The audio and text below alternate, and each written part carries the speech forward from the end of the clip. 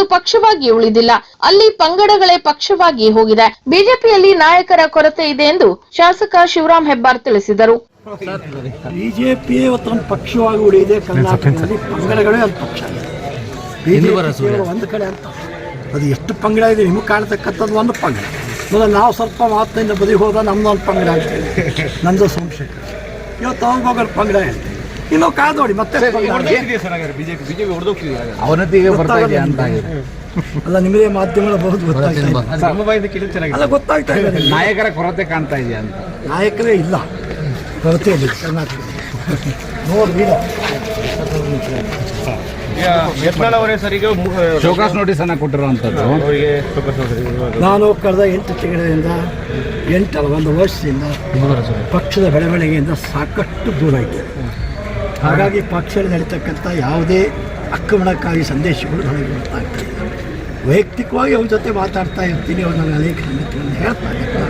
ಯತ್ನಾಳ್ ಕೂಡ ನನ್ನ ಸ್ನೇಹಿತ, ಏನೋ ಯತ್ನಾಳಾಗಲಿ, ಕುಮಾರ್ ಬಂಗಾರಪ್ಪ ಇರಲಿ, ರಮೇಶ್ ಜಾರಕಿಹೊಳಿ ಇರಲಿ, ನಾವೆಲ್ಲ ಸ್ನೇಹಿತ ಏನೋ. ಆದರೆ ಈ ಬೆಳವಣಿಗೆಗೆ ಅಂತಿಮ ಇದೆ, ಈ ಬೆಳವಣಿಗೆ ಅಂತಿಮ ಘಟ್ಟಕ್ಕೆ ತಲುಪಿದೆ. ಇನ್ನೂ ಮತ್ತೆ ಸ್ವಲ್ಪ ಜೋರು ಆಗತ್ತೆ. ಶಿರಸಿಯಲ್ಲಿ ನಡೆದ 24ನೇ ಸಾಹಿತ್ಯ ಸಮ್ಮೇಳನ ಕಾರ್ಯಕ್ರಮದಲ್ಲಿ ಭಾಗವಹಿಸಿ ನಂತರ ಮಾಧ್ಯಮದವರು ಕೇಳಿದ ಪ್ರಶ್ನೆಗೆ ಪ್ರತಿಕ್ರಿಯಿಸಿದ ಅವರು, ಯಾವುದೇ ಪಕ್ಷದಲ್ಲಾದರೂ ಅಶಿಸ್ತನ್ನು ಹೊಟ್ಟೆಯಲ್ಲಿ ಬಹಳಷ್ಟು ದಿನ ಇಟ್ಟುಕೊಂಡರೆ ಆ ಪಕ್ಷವೇ ಹಾಳಾಗಿ ಹೋಗುತ್ತದೆ. ಕಾಲಕಾಲಕ್ಕೆ ಔಷಧ ಮಾತ್ರೆ ನೀಡಿದರೆ ಬೇಗ ಗುಣಮುಖವಾಗುತ್ತದೆ ಎಂದು ತಿಳಿಸಿದರು. ಯಾವುದೇ ರಾಜಕೀಯ ಪಕ್ಷದಲ್ಲಿ ಅಶಿಸ್ತನ್ನು ಬಹಳ ದಿವಸ ನಿಂತ್ಕೊಂಡು ಹೋದರೆ, ಬಹಳ ದಿವಸ ಅಶಿಸ್ತನ್ನು ಹೊಟ್ಟೆಲಿ ಹಾಕ್ಕೊಂಡು ಹೋದರೆ ಅಡ್ಡಿ ರಾಜಕೀಯ ಪಕ್ಷವೂ ಅಶಿಸ್ತಾಗಿದೆ. ಅಶಿಸ್ತನ್ನು ಕಾಲಕ್ಕೆ ಔಷಧಿ ಮತ್ತು ಇಂಜೆಕ್ಷನ್ ಕೊಟ್ಟರೆ ಆಗಲೇ ಗುಣ ಆಗುತ್ತೆ. ಅದು ಆಗಿಲ್ಲ ಅಂತ, ಅದು ಅಂತಿಮ ಪಟ್ಟ ಮುಖ್ಯದ ಮೇಲೆ ನೀವು ಯಾವ ಇಂಜೆಕ್ಷನ್ ಕೊಟ್ಟು ಇಂಜೆಕ್ಷನ್ನೇ ರಿಯಾಕ್ಷನ್ ಆಗುತ್ತೆ. ಆರೋಪಿ ಪ್ರಸನ್ನ ಈಶ್ವರ್ ಪಟಗಾರ್ ಈತನಿಗೆ ಕೆಳ ನ್ಯಾಯಾಲಯವು ವಿಧಿಸಲಾಗಿದ್ದ 1 ವರ್ಷ ಸಾದಾ ಕಾರಾಗೃಹ ಶಿಕ್ಷೆ ಹಾಗೂ 1,000 ರೂಪಾಯಿ ದಂಡ ನೀಡುವ ತೀರ್ಪನ್ನೇ ಶಿರಸಿ ನಗರದ 1ನೇ ಅಧಿಕ ಜಿಲ್ಲಾ ಮತ್ತು ಸತ್ರ ನ್ಯಾಯಾಲಯ ಕಾರವಾರ ಪೀಠಾಸೀನ ಶಿರಸಿ ನ್ಯಾಯಾಧೀಶರಾದ ಕಿರಣ್ ಕಿಣಿ ಎತ್ತಿ ಹಿಡಿದಿದ್ದಾರೆ. ಈ ಪ್ರಕರಣಕ್ಕೆ ಸಂಬಂಧಿಸಿ ಸರ್ಕಾರದ ಅಭಿಯೋಜಕರಾದ ರಾಜೇಶ್ ಎಮ್ಮಳಗಿಕರ್ ತಮ್ಮ ವಾದವನ್ನು ಸಮರ್ಥವಾಗಿ ಮಂಡಿಸಿದ್ದರು. ಆರೋಪಿಯು ಆಟೋ ಚಲಾಯಿಸಿಕೊಂಡು ನಿಯಂತ್ರಿಸಲಾಗದೆ ಬೈಕ್ ಸವಾರನಿಗೆ ಹಾಗೂ ಸಹ ಸವಾರನಿಗೆ ಗುದ್ದಿ ಗಾಯಗೊಳಿಸಿದ್ದನು. ನಂತರ ಸವಾರನಿಗೆ ಚಿಕಿತ್ಸೆ ಫಲಕಾರಿಯಾಗದೆ ಮೃತಪಟ್ಟಿದ್ದನು. ಈ ಬಗ್ಗೆ ಆರೋಪಿಯು ತನಗೆ ಕೆಳ ಹಂತದ ನ್ಯಾಯಾಲಯ ನೀಡಿದ ತೀರ್ಪನ್ನು ಮೇಲಿನ ಹಂತದ ನ್ಯಾಯಾಲಯದಲ್ಲಿ ಪ್ರಶ್ನಿಸಿದ್ದರು. ಪ್ರತ್ಯೇಕ ಕದಂಬ ಕನ್ನಡ ಜಿಲ್ಲೆ ಮತ್ತು ಬನವಾಸಿ ತಾಲೂಕು ರಚನೆಗಾಗಿ ಆಗ್ರಹಿಸಿ ಡಿಸೆಂಬರ್ 6ರಂದು ಬನವಾಸಿಯ ಉಮಾ ಮಧುಕೇಶ್ವರ ದೇವಾಲಯದಿಂದ ನಾಡ ಕಚೇರಿವರೆಗೆ ನಡೆಯುವ ಬೃಹತ್ ಪ್ರತಿಭಟನಾ ಮೆರವಣಿಗೆಯ ಪೂರ್ವಭಾವಿ ಸಭೆಯು ಬನವಾಸಿ ಪಂಚಾಯತ್ ವ್ಯಾಪ್ತಿಯಲ್ಲಿ ಮಂಗಳವಾರದಂದು ನಡೆಯಿತು. ಇನ್ನು ಪೂರ್ವಭಾವಿ ಸಭೆ ಅಧ್ಯಕ್ಷತೆಯನ್ನು ಬನವಾಸಿ ಪಂಚಾಯತ್ ಅಧ್ಯಕ್ಷೆ ಬೇಬಿ ಆಯಿಷಾ ವಹಿಸಿದ್ದು, ಕದಂಬ ಕನ್ನಡ ಜಿಲ್ಲೆ ರಚನೆ ಮತ್ತು ಹಿತರಕ್ಷಣಾ ಟ್ರಸ್ಟ್ ಅಧ್ಯಕ್ಷ ಅನಂತಮೂರ್ತಿ ಹೆಗಡೆ ಸೇರಿದಂತೆ ಇನ್ನಿತರ ಸಂಘಟನೆಗಳ ಪ್ರಮುಖರು ಈ ವೇಳೆ ಭಾಗಿಯಾಗಿದ್ದರು. ಅಲ್ವಾ, ಅದರಿಂದ ಯಾವ ಕಾರಣದಲ್ಲಿ ಸಂಕೋಚ ಬೇಡ. ಪ್ರತ್ಯೇಕ ಜಿಲ್ಲೆ ಆಗೋದ್ರಿಂದ ನಮಗೆ ಮೆಡಿಕಲ್ ಕಾಲೇಜ್ ಸಿಗ್ತದೆ. ಸಿರಿಸಿ 200 ಬೆಡ್ಡಿನ ಆಸ್ಪತ್ರೆ ತಯಾರಾಗ್ತಾ ಇದೆ. ಈಗ ಇರೋ ಪಕ್ಕದ ಆಸ್ಪತ್ರೆಗೆ 4 ವರ್ಷ ಜನರು ಟ್ರೀಟ್ಮೆಂಟ್ ಇಲ್ಲ, ಡಾಕ್ಟರ್ ಬರ್ತಾ ಇಲ್ಲ.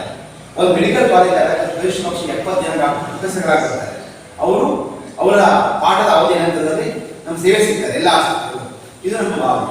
ಅದರಿಂದ ಪ್ರತ್ಯೇಕ ಮೆಡಿಕಲ್ ಕಾಲೇಜ್ ಆಗಬೇಕು ಅಂದ್ರೆ, ಪ್ರತ್ಯೇಕ DCSP ಎಲ್ಲರೂ ಕೂಡ ಬರಬೇಕು ಅಂತಂದ್ರೆ ಪ್ರತ್ಯೇಕ ಜಿಲ್ಲೆ ಆಗುವಂಥದ್ದು ಅನಿವಾರ್ಯ ಅಂತ ನಾವು ಹೋರಾಟ ಮಾಡ್ತಾ ಇದ್ದೇವೆ. ಮತ್ತೆ ನೋಡಿ, ನಮ್ಮ ಉತ್ತರ ಕನ್ನಡ ಜಿಲ್ಲೆಯ ತಾರತಮ್ಯವನ್ನು ನೋಡಿದ್ದೀನಿ. ಈಗ ಕೊಂಕಣ ರೈಲ್ವೆ ಒಂದು ಒಂದೇ ಭಾರತದಲ್ಲಿ ಸಭೆಯಲ್ಲಿ ಬನವಾಸಿ ಸೇರಿ ಸುತ್ತಮುತ್ತಲ ಭಾಗದ ಎಲ್ಲಾ ಪ್ರದೇಶಗಳಿಂದ ಮೆರವಣಿಗೆಗೆ ಸಹಕಾರ ಬೆಂಬಲ ನೀಡುವುದಾಗಿ ಘೋಷಣೆ ಮಾಡಿದರು. ಶೈಕ್ಷಣಿಕ ಜಿಲ್ಲೆ ಅಂತ ನಾವು ವಿಶೇಷವಾಗಿ ಕಾರ್ಯ ಮಾಡೋದು, ಗೊತ್ತೇ ಮಾಡೋದು. ಅದು ಎಷ್ಟು ಯೋಜನೆ ಆಯಿತು, ಯಾವುದೇ ಕಾಲಕ್ಕೆ ಪ್ರತಿಯೊಂದು ಇಲಾಖೆಯ ಪ್ರತಿಯೊಂದು BO ಆಫೀಸ್ ಹೋಗಬೇಕು, ಕಾರವಾರ ಹೋಗುವಂತ ಪರಿಸ್ಥಿತಿ. ಉತ್ತರ ಕನ್ನಡ ಜಿಲ್ಲಾ 24ನೇ ಕನ್ನಡ ಸಾಹಿತ್ಯ ಸಮ್ಮೇಳನ ನನ್ನ ವಿಧಾನಸಭಾ ಕ್ಷೇತ್ರ ವ್ಯಾಪ್ತಿಯ ಐತಿಹಾಸಿಕ ಹಿರಿಮೆ ಇರುವ ಶಿರಸಿಯ ರಂಗಧಾಮದಲ್ಲಿ ಡಿಸೆಂಬರ್ 3 ಮತ್ತು 4 ಮಂಗಳವಾರ ಮತ್ತು ಬುಧವಾರದಂದು 2 ದಿನಗಳ ಕಾಲ ನಡೆಯುತ್ತಿರುವ ಉತ್ತರ ಕನ್ನಡ ಜಿಲ್ಲಾ 24ನೇ ಕನ್ನಡ ಸಾಹಿತ್ಯ ಸಮ್ಮೇಳನಕ್ಕೆ ತಮ್ಮೆಲ್ಲರಿಗೂ ಆತ್ಮೀಯ ಸ್ವಾಗತ ಕೋರುವವರು ಶ್ರೀ ಭೀಮಣ್ಣ T9, ಶಾಸಕರು ಹಾಗೂ ಗೌರವಾಧ್ಯಕ್ಷರು, ಸಮ್ಮೇಳನದ ಸ್ವಾಗತ ಸಮಿತಿ. ಬನ್ನಿ, ನಮ್ಮ ಆತಿಥ್ಯ ಸ್ವೀಕರಿಸಿ 2 ದಿನಗಳ ಸಾಹಿತ್ಯ ಜಾತ್ರೆಯಲ್ಲಿ ಸಂಭ್ರಮಿಸಿ. ಸಾಮರಸ್ಯದೆಡೆಗೆ ಸಾಹಿತ್ಯ ಪಯಣ, ಬನ್ನಿ ಜೊತೆ ಸಾಗೋಣ. ಉತ್ತರ ಕನ್ನಡ ಜಿಲ್ಲಾ 24ನೇ ಕನ್ನಡ ಸಾಹಿತ್ಯ ಸಮ್ಮೇಳನ ನನ್ನ ವಿಧಾನಸಭಾ ಕ್ಷೇತ್ರ ವ್ಯಾಪ್ತಿಯ ಐತಿಹಾಸಿಕ ಹಿರಿಮೆ ಇರುವ ಶಿರಸಿಯ ರಂಗಧಾಮದಲ್ಲಿ ಡಿಸೆಂಬರ್ 3 ಮತ್ತು 4 ಮಂಗಳವಾರ ಮತ್ತು ಬುಧವಾರದಂದು 2 ದಿನಗಳ ಕಾಲ ನಡೆಯುತ್ತಿರುವ ಉತ್ತರ ಕನ್ನಡ ಜಿಲ್ಲಾ 24ನೇ ಕನ್ನಡ ಸಾಹಿತ್ಯ ಸಮ್ಮೇಳನಕ್ಕೆ ತಮ್ಮೆಲ್ಲರಿಗೂ ಆತ್ಮೀಯ ಸ್ವಾಗತ ಕೋರುವವರು ಶ್ರೀ ಶಿವರಾಮ್ ಹೆಬ್ಬಾರ್, ಶಾಸಕರು ಯಲ್ಲಾಪುರ ಮುನಗೋಡ್ ವಿಧಾನಸಭಾ ಕ್ಷೇತ್ರ ಮತ್ತು ಶ್ರೀ ವಿವೇಕ್ ಹೆಬ್ಬಾರ್, ಕೆಪಿಸಿಸಿ ಸದಸ್ಯರು. ಶಿರಸಿ ನಗರದ ಡಾನ್ ಬಾಸ್ಕೋ ಶಾಲೆ ವಿದ್ಯಾರ್ಥಿಗಳ ಮೇಲೆ ಜೇನು ಹುಳ ದಾಳಿ ಮಾಡಿದ್ದು ಸುಮಾರು 23 ವಿದ್ಯಾರ್ಥಿಗಳು ಗಾಯಗೊಂಡಿದ್ದಾರೆ. ಮಂಗಳವಾರದಂದು ಮಧ್ಯಾಹ್ನ 3 ಗಂಟೆಯ ಸುಮಾರಿಗೆ ಈ ಘಟನೆ ನಡೆದಿದ್ದು, ಗಾಯಗೊಂಡ ವಿದ್ಯಾರ್ಥಿಗಳನ್ನು ಶಿರಸಿ ಸರ್ಕಾರಿ ಆಸ್ಪತ್ರೆಯಲ್ಲಿ ಒಳಪಡಿಸಲಾಗಿದೆ. ಇನ್ನು ಮಕ್ಕಳು ಶಾಲೆ ಹಿಂಭಾಗದಲ್ಲಿ ಆಟವಾಡುತ್ತಿದ್ದಾಗ ಜೇನು ದಾಳಿ ನಡೆಸಿದೆ ಎನ್ನಲಾಗಿದೆ.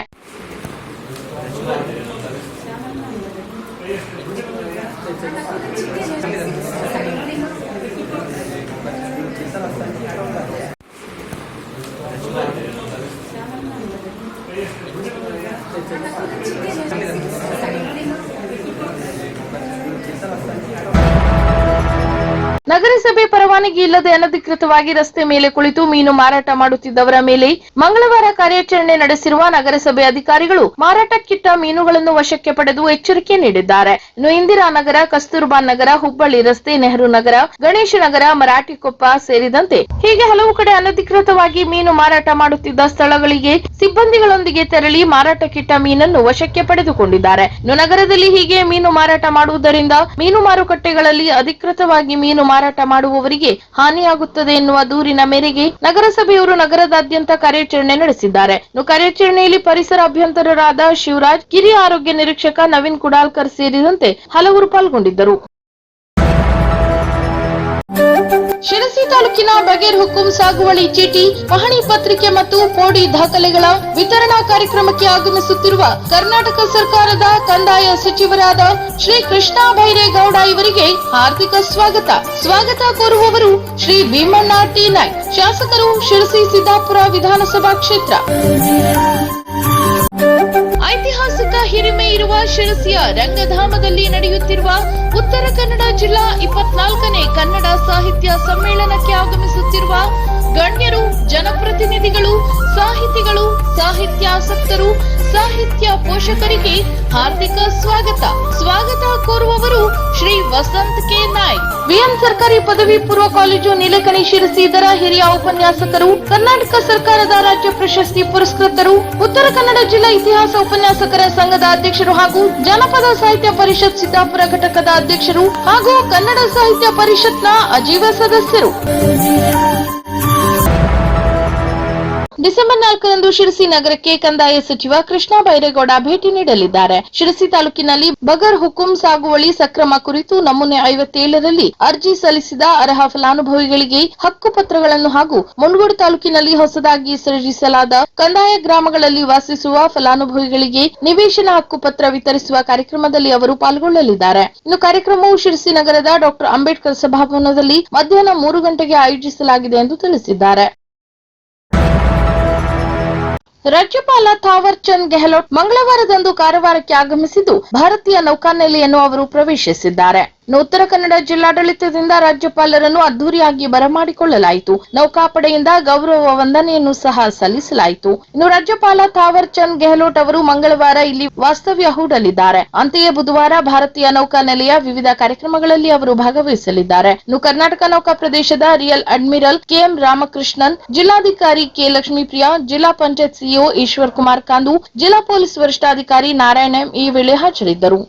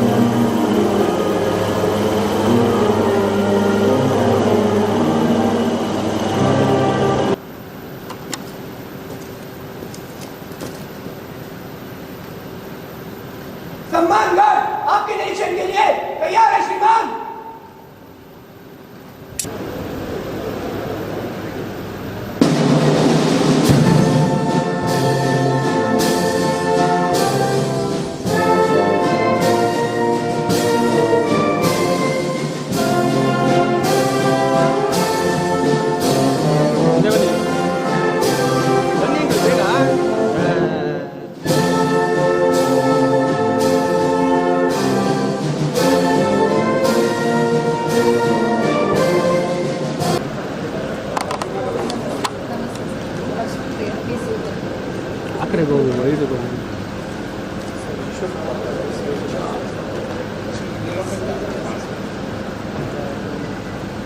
ನಾರಾಯಣ ಸರ್ ಎಸ್ ಪಿ ಮುಂದೆ ಕಾರ್ ಬರ್ತಾ ಇದೆ ಸರ್.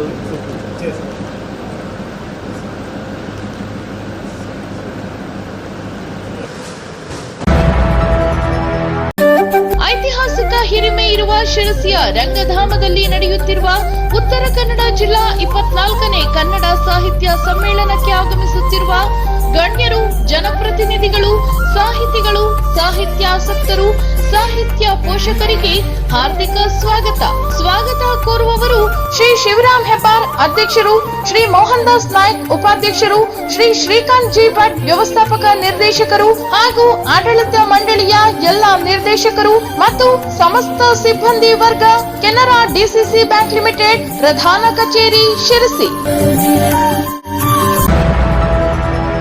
ಉತ್ತರ ಕನ್ನಡ ಜಿಲ್ಲೆಯಲ್ಲಿ ನಾಯಿ ಕುದುರೆಗಳ ಹೆಸರಿನಲ್ಲಿಯೂ ಸ್ಮಾರಕವಿದ್ದು ಅದರಿಂದ ಸಾರ್ವಜನಿಕರಿಗೆ ಇವರೆಗೂ ಯಾವುದೇ ಪ್ರಯೋಜನವಾಗಿಲ್ಲ. ಐತಿಹಾಸಿಕ ಮಹತ್ವ ಇಲ್ಲದ ಈ ಸ್ಮಾರಕಗಳಿಂದ ಅನಗತ್ಯ ತೊಂದರೆ ಅನುಭವಿಸಿದವರ ಸಂಖ್ಯೆ ಹೆಚ್ಚಿರುವ ಹಿನ್ನೆಲೆ ಈ ಸ್ಮಾರಕಗಳಿಂದ ಸ್ವಾತಂತ್ರ್ಯ ಕೊಡಿಸುವಂತೆ ಸಂಸದ ವಿಶ್ವೇಶ್ವರ ಹೆಗಡೆ ಕಾಗೇರಿ ಕೇಂದ್ರ ಪ್ರವಾಸೋದ್ಯಮ ಸಚಿವ ಗಜೇಂದ್ರ ಸಿಂಗ್ ಶೇಖಾವತ್ ಅವರನ್ನು ಭೇಟಿ ಮಾಡಿ ಆಗ್ರಹಿಸಿದರು. ಇನ್ನು ಈ ಸ್ಮಾರಕದಿಂದ ಜನ ಅನುಭವಿಸುತ್ತಿರುವ ಸಮಸ್ಯೆಗಳ ಬಗ್ಗೆ ವರದಿಯಲ್ಲಿ ಪ್ರಸ್ತಾಪಿಸಲಾಗಿತ್ತು. ಸಂಸದ ವಿಶ್ವೇಶ್ವರ ಹೆಗಡೆ ಕಾಗೇರಿ ಅವರು ಸಹ ಐತಿಹಾಸಿಕ ಮಹತ್ವ ಇಲ್ಲದ ಕಾರಣ ಸ್ಮಾರಕಗಳ ಪಟ್ಟಿಯಿಂದ ಅವನ್ನು ಹೊರಗಿಡಿಸುವ ಬಗ್ಗೆ ಭರವಸೆ ನೀಡಿದ್ದರು. ಇದೀಗ ಅವರು ಅದರ ಪ್ರಯತ್ನವಾಗಿ ಕೇಂದ್ರ ಪ್ರವಾಸೋದ್ಯಮ ಸಚಿವ ಗಜೇಂದ್ರ ಸಿಂಗ್ ಶೇಖಾವತ್ ಅವರನ್ನು ಭೇಟಿ ಮಾಡಿ ಮನವರಿಕೆ ಮಾಡಿದ್ದಾರೆ. ಇನ್ನು ಸ್ಮಾರಕ ಎಂದು ಘೋಷಣೆ ಆಗಿರುವ ಕಾರಣ ಸುತ್ತಲಿನ ಪ್ರದೇಶ ಅಭಿವೃದ್ಧಿಗೆ ತೊಂದರೆಗಳಿದ್ದವು. ಕುಮಟಾದ ಮಣಕಿ ಮೈದಾನದ ಎದುರಿಗಿರುವ ಸಮಾಧಿ, ಸಿದ್ದಾಪುರದ ಹೋದೂರು ಮತ್ತು ಬೇಡ್ಕಣಿಯಲ್ಲಿರುವ 3 ಸ್ಥಳಗಳು ಮತ್ತು ಭಟ್ಕಳದಲ್ಲಿರುವ ನಾಯಿ ಸ್ಮಾರಕ ಜನರ ಸಮಸ್ಯೆಗೆ ಕಾರಣವಾಗಿತ್ತು. ಈ ಹಿನ್ನೆಲೆ ವಿಶ್ವೇಶ್ವರ ಹೆಗಡೆ ಕಾಗೇರಿ ಕೇಂದ್ರ ಸಚಿವರಿಗೆ ಈ ವಿಷಯ ಮುಟ್ಟಿಸಿದ್ದಾರೆ. ಐತಿಹಾಸಿಕ ಮಹತ್ವವಿಲ್ಲದ ಸ್ಥಳಗಳನ್ನು ನಿಷೇಧಿತ ಪ್ರದೇಶದಿಂದ ಕೈಬಿಡುವ ಬಗ್ಗೆ ಭರವಸೆ ಸಿಕ್ಕಿದೆ.